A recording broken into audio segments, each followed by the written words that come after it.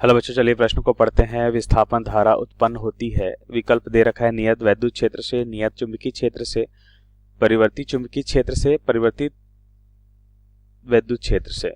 तो इस प्रश्न को समझने के लिए सबसे पहले हम प्रश्न की मुख्य अवधारणा को समझेंगे। मुख्य अवधारणा तो हम यहाँ पे देखते हैं कि विस्थापन धारा क्या होता है। सबसे पहले हम समझेंगे कि विस्थापन धारा किसे कहते हैं। विस्थापन धारा तो हम देखते हैं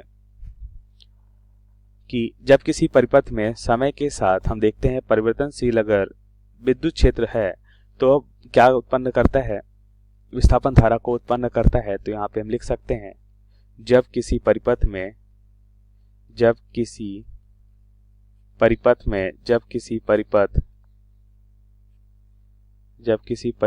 समय के साथ परिवर्तनशील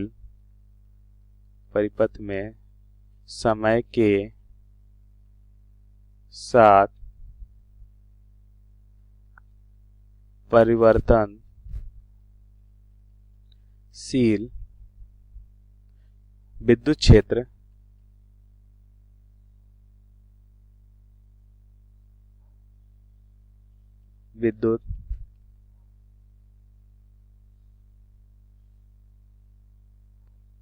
क्षेत्र के कारण उत्पन्न धारा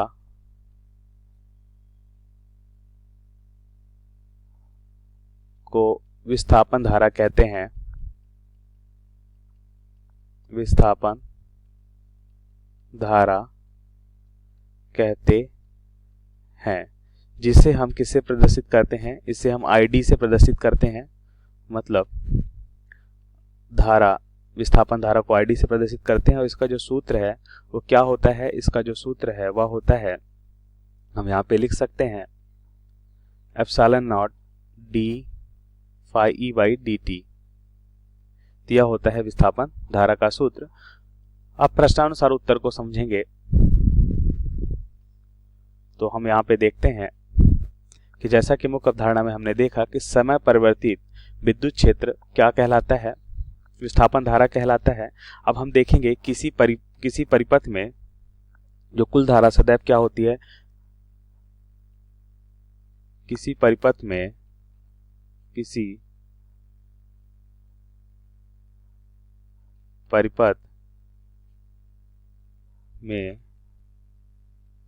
कुल धारा हम देखते हैं चालन धारा और विस्थापन धारा के योग के बराबर होता है। किसी परिपथ में कुल धारा चालन धारा जिसे हम लिखते हैं IC तथा विस्थापन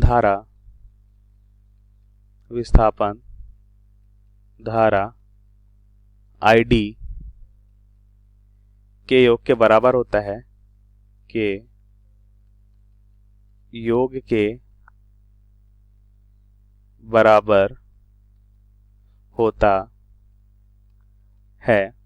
अब यहाँ पे लिखेंगे I बराबर हमें क्या मिलेगा, IC प्लस ID। तो यहाँ से हम देखते हैं कि कुल धारा हमें क्या मिलेगी, IC यहाँ पे चालन धारा कहलाएगी। अब विस्थापन धारा हमने देखा मुख्य अवधारणा में क्या होता है, d phi e by dt होता है, मतलब फ्लक्स में परिवर्तन की दर। और एप्सिलॉन नॉट यहाँ पे क्या होता है, वायु निर्वात में विद्युतशीलता कहलाती है। यही कहलाता है किसी परिपथ में कुल धारा।